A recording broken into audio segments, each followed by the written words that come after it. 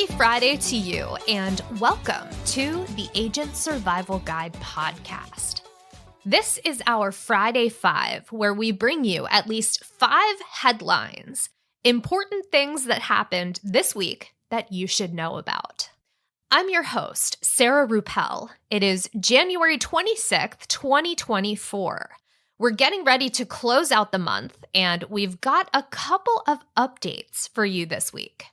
First things first, and starting out with number 1 on our list, Apple iOS 17.3 did indeed come out this week. We talked about the new stolen device protection feature that Apple had planned to include on the release.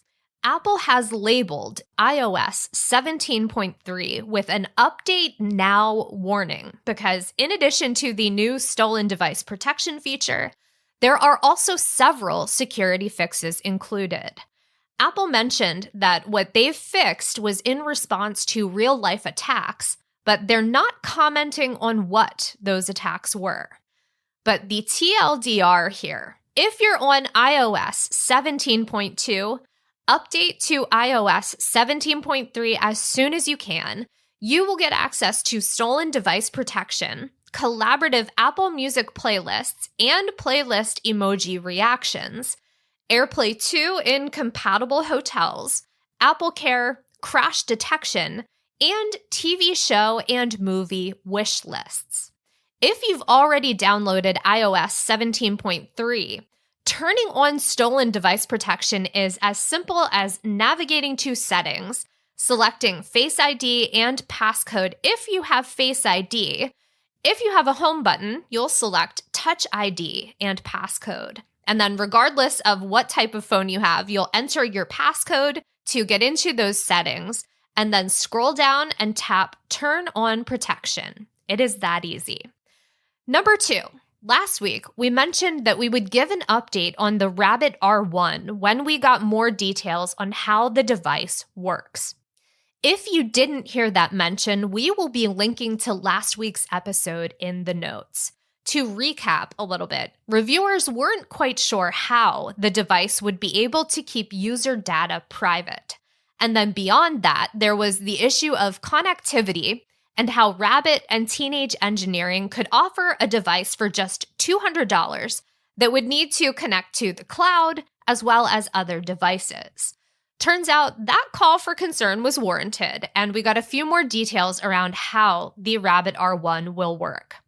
It will benefit from a partnership between Perplexity, Rabbit, and Teenage Engineering that will link Perplexity Pro functionality to the device.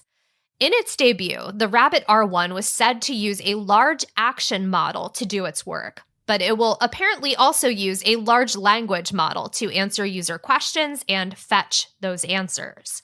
Perplexity Pro is powered by OpenAI's GPT-4 as well as Claude 2. Late last week, it was announced that the first 100,000 Rabbit R1 models sold would include a free year of access to Perplexity Pro. The cost of that service currently runs at $200 a year if purchased annually, or $20 a month. By teaming with a company that uses GPT-4 rather than GPT 3.5, users will have access to what The Verge describes as, quote, live up-to-date answers without any knowledge cutoff, end quote. Still waiting for an in-depth, hands-on review. Looking forward to that hopefully coming soon. But 50,000 units have been pre-ordered so far. The Rabbit site is currently taking orders for the 6th production batch. Number 3, if you listen to this podcast on Google Podcasts, I have some sad news for you. Google plans to discontinue the podcast directory on April 2nd of this year. So if you are indeed a Google Podcasts listener, my condolences. You will have until the end of June to either migrate or export your subscriptions to another service.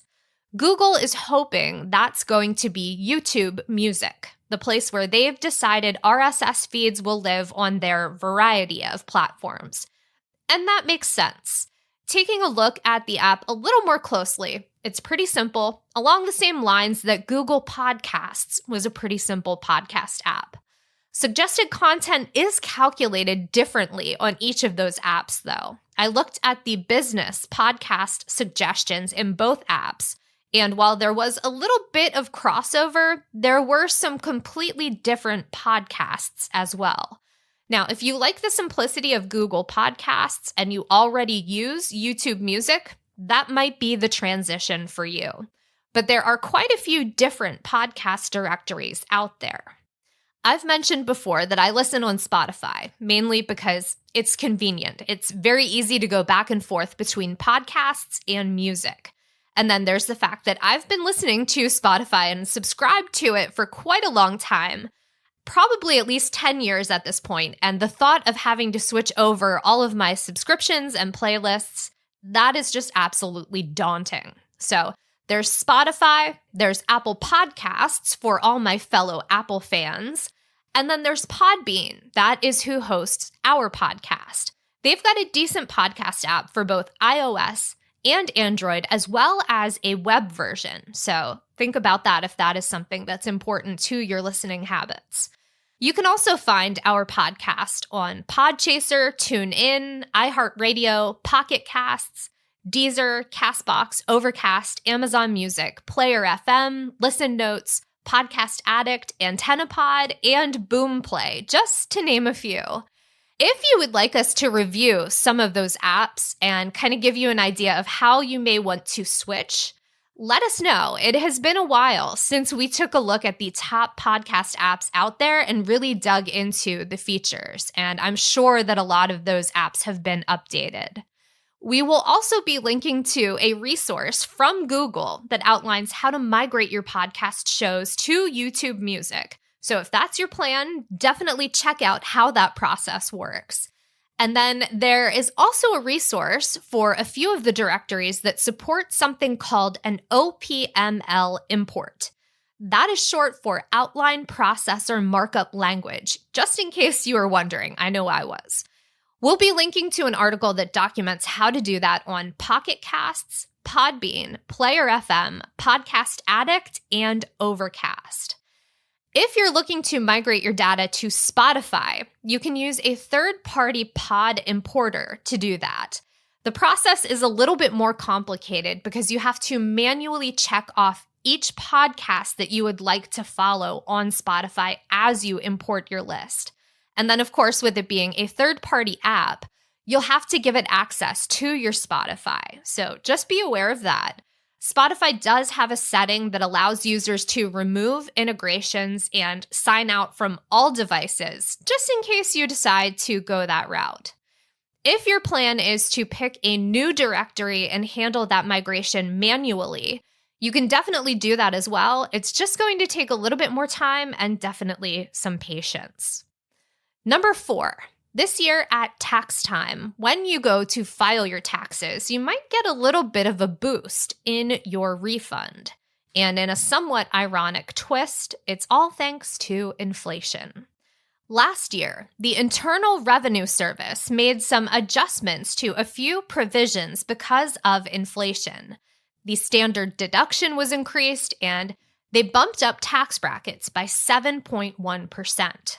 Experts are suggesting that some Americans could see up to a 10% increase in their refund. But of course, that all depends on how you handle your taxes and how you're paid. Also, something that I would like to note, there are a lot of articles circling around about a child tax credit bill that would progressively raise the deductible amount per child each year, beginning in 2023.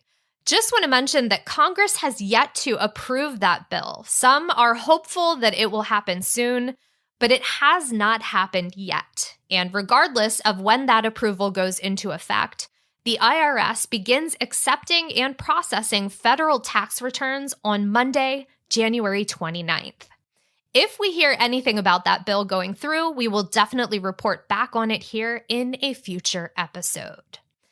Number 5. On Wednesday this week, CMS released their final national snapshot on the 2024 Marketplace open enrollment period. So I wanted to make sure that we share some of those numbers with you, as well as comparisons to the official numbers from last year. So total 2024 Marketplace OEP plan selections came in at 21,310,538. Those numbers are a 65% increase from last year's 15,878,982 plan selections. Returning customers made up 16,265,248 plan selections, and then 5,045,290 new consumers signed up for coverage through the various marketplaces. I have to highlight Pennsylvania, the state where Ritter Insurance Marketing and this podcast is headquartered. Pennsylvania came in at 419,182 total plan selections, up from 371,516 in 2023. If you want to check out the numbers in your state, highly recommend checking out that report. We will be linking to it in the notes. And that is all we've got for this week's episode. I hope you have a great weekend. Stay healthy and stay safe out there. And we will see you next week.